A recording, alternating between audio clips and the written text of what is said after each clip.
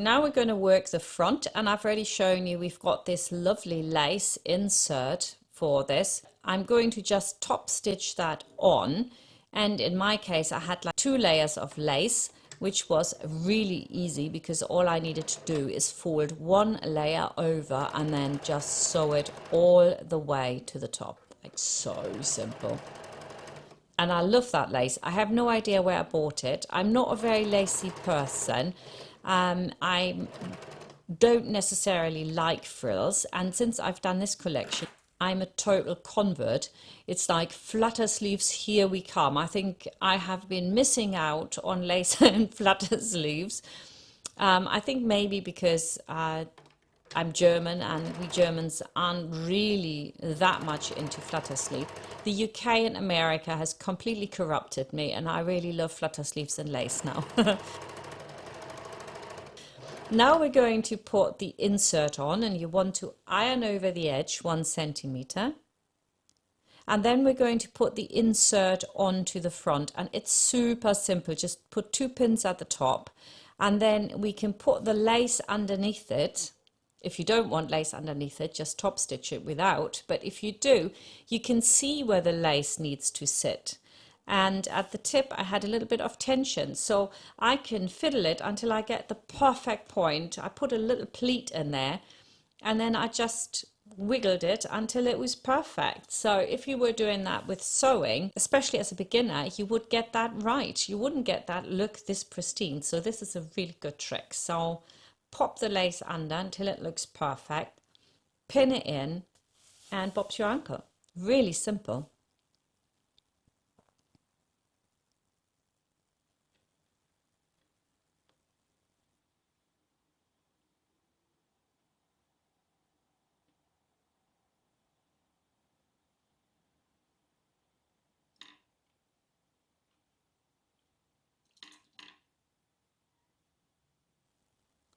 And now I'm going to cut off the edge here.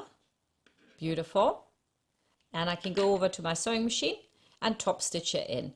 On my presser foot, I have got a little red mark, and because my presser foot has this see-through top, I can see where I'm at, and I'm lining up the edge of the fabric with that red mark on my presser foot.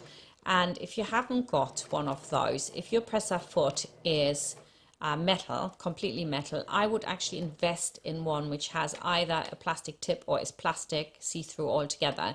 It is way easier to see what you're doing. Unless of course you have an industrial machine, then the foot is so small and so slim that you don't really need that.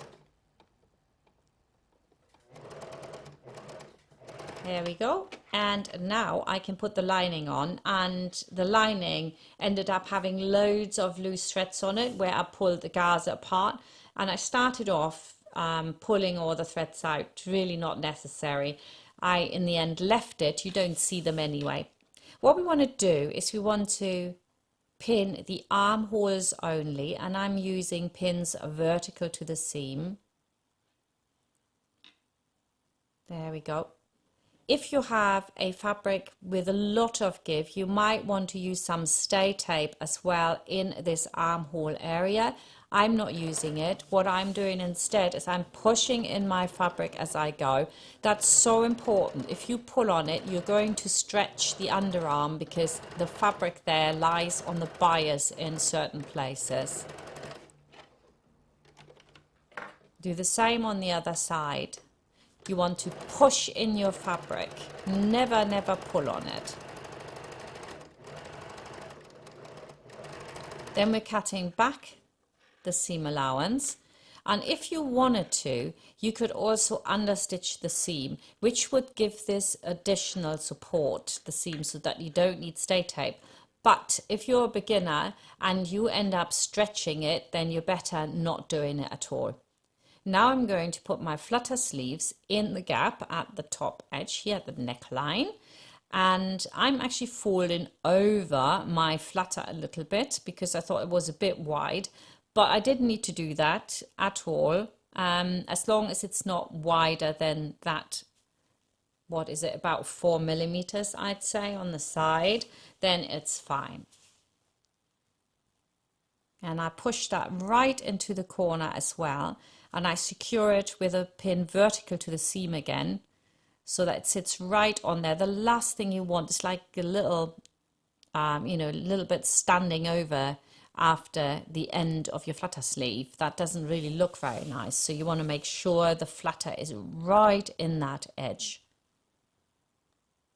And then line up your strap with the top so that it will sit really nicely and not sit towards the front, because that will give you like a little sort of almost like an excess amount of fabric at the edge of the front piece, and that doesn't look very nice. So watch for that. Sew straight across, make sure that you find the center point here. Sew to that center point, put the needle down, turn your fabric and go back up the other end.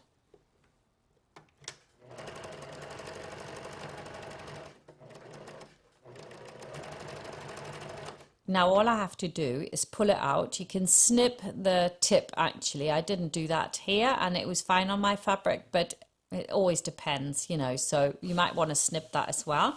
Pull out your flutter sleeves, let them flutter away. They are so beautiful. How did I miss that flutter sleeves are actually nice? Anyway, now we can move out all the underarm and side seam and all that. And we could understitch the seam here to the seam allowance, but like I said, if you are a beginner likely to stretch the fabric in that area, you can just leave that. Now I've removed the center of the lace because my tester said, don't do that. It doesn't look nice. Move that out. And I did. Next, we want to bag in everything and we're closing the hem, and if you are really observant you notice that I'm not putting in the lace trim. Now I forgot about that, so you want to put the lace trim in first. You want to sew it to the shell of your piece first, and then we are going to sew the lining to it, and then it's inserted. And at the side, you want to let the lace run right into the seam so that you don't have a rough edge. You want to leave a turning gap here, just big enough for your hand to go in.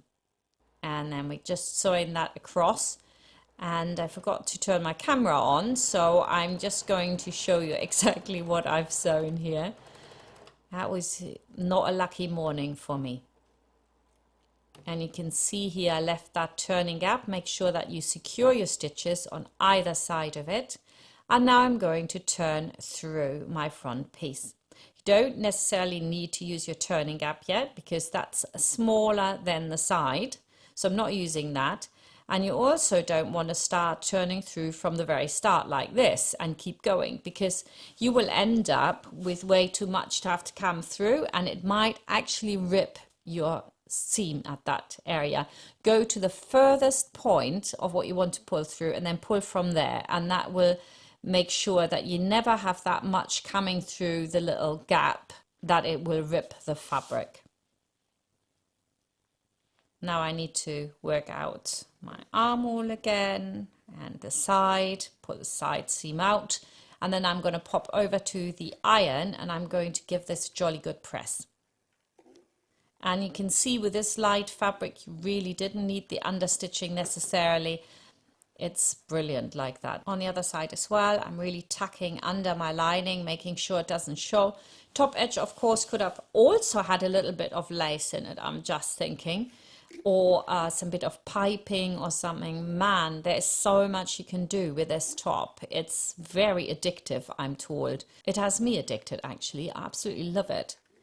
Now, one thing not to do is to iron the hem here with the fabric lying away from you. You want to have the piece lying towards you, so the top edge lies at the top. It's way easier.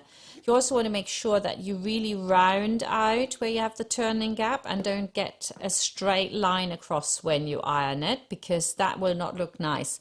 It should be slightly rounded and exactly like it looks on the other side. And that's it. Now we can go on to the back. So I see you in the next chapter.